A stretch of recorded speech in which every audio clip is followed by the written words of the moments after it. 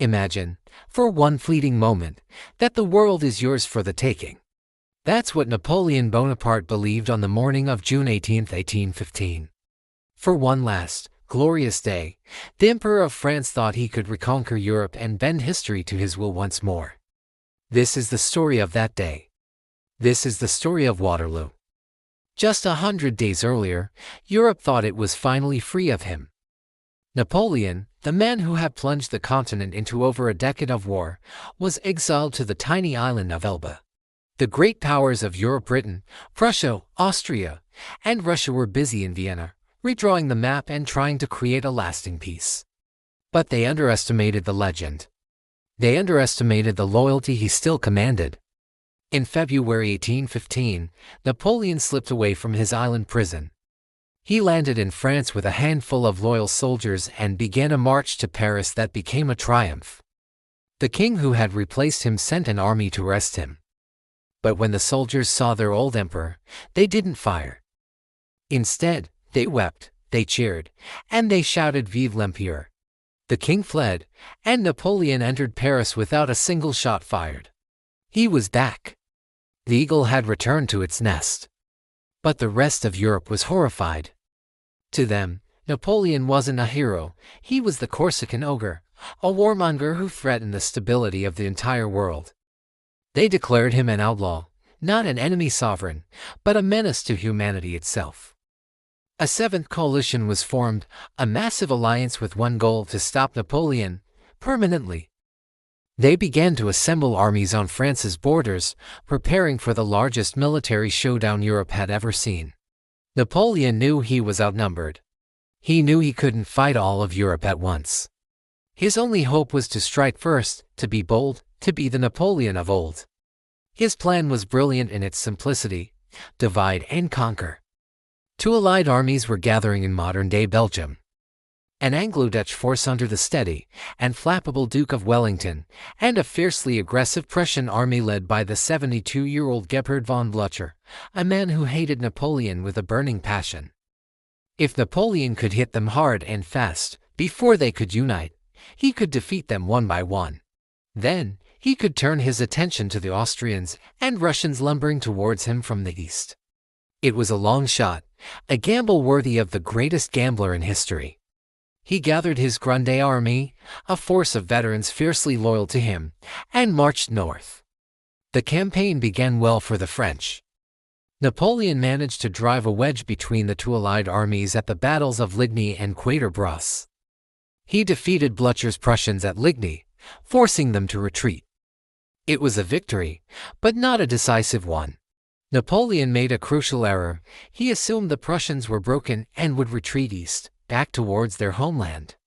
He sent a third of his army under Marshal Grouchy to pursue them and keep them from rejoining the fight. This was a fateful miscalculation. The Prussians, battered but not beaten, were retreating north, parallel to Wellington's army, determined to link up with him. Now, Napoleon turned his full attention to Wellington. The Duke, a master of defensive warfare, had chosen his ground carefully. He positioned his army along a low ridge near the small village of Waterloo. It was a strong position, protecting his men from French artillery and allowing him to hide his reserves. But then, fate intervened in the form of weather. The night before the battle, the heavens opened up. A torrential downpour turned the fields of Waterloo into a sea of deep, thick mud. On the morning of June 18th, Napoleon was ready to attack at dawn, but his cannons were bogged down. His cavalry would be slowed, his infantry would struggle to advance through the quagmire. He was forced to wait for the ground to dry. This delay, this gift of a few precious hours to his enemies, would prove fatal. Finally, around 11:30 a.m., the battle began. I tell you, Wellington would later say, Wellington was pounded like you pound salt in a mortar. The French artillery opened up a massive barrage, and then the first French infantry columns surged forward. Their target was the Château d'Hougoumont, a fortified farmhouse on Wellington's right flank. Wellington knew that if Hougoumont fell, his entire line could be rolled up. What followed was a brutal, desperate battle within the battle.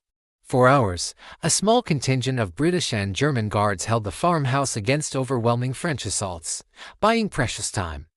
In the center, Napoleon launched a massive infantry attack under Marshal Ney, the bravest of the brave.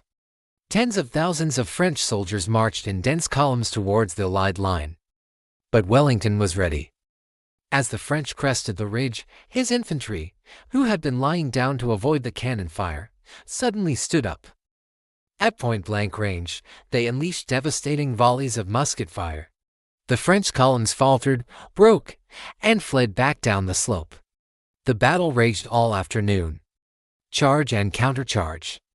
The French cavalry, perhaps the finest in the world, launched wave after wave of assaults against the Allied infantry, who formed disciplined squares to repel them. It was a scene of unbelievable courage and carnage. The Allied squares held, but they were weakening. Wellington rode up and down his lines, constantly encouraging his men, praying for one of two things: either night or the Prussians must come. Meanwhile, miles away, a drama was unfolding.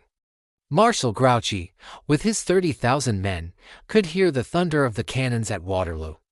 His subordinate commanders begged him to march to the sound of the guns, to join the emperor.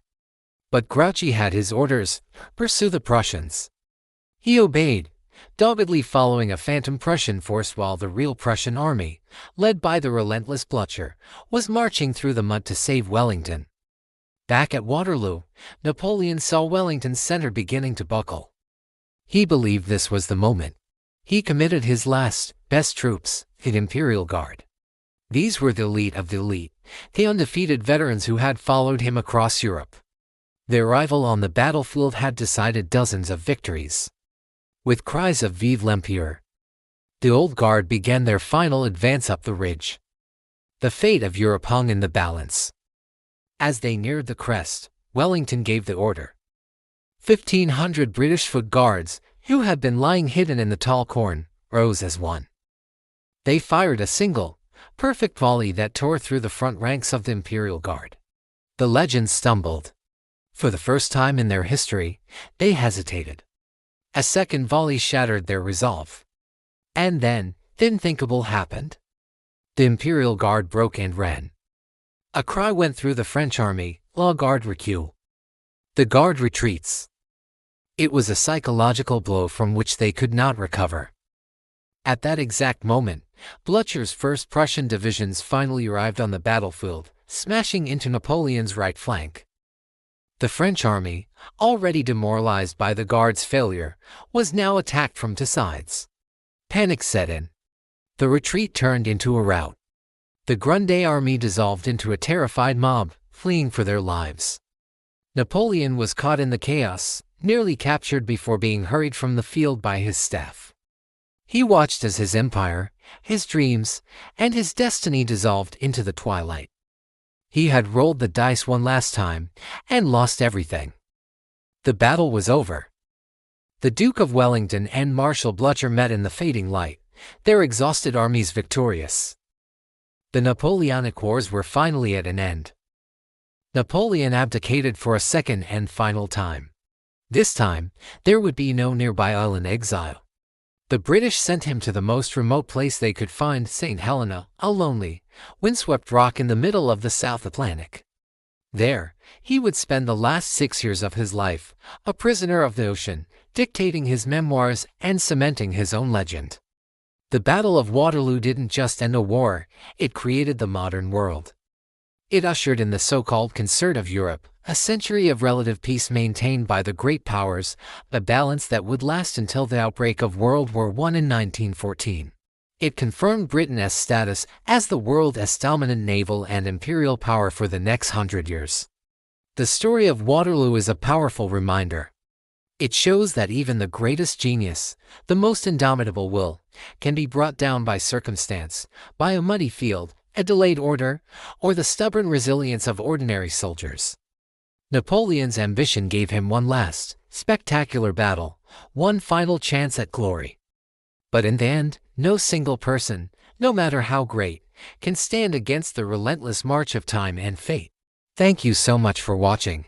If you found this journey into history as fascinating as I did, please consider liking this video and subscribing to the channel for more stories like this. We'd love to have you as part of our community. Until next time.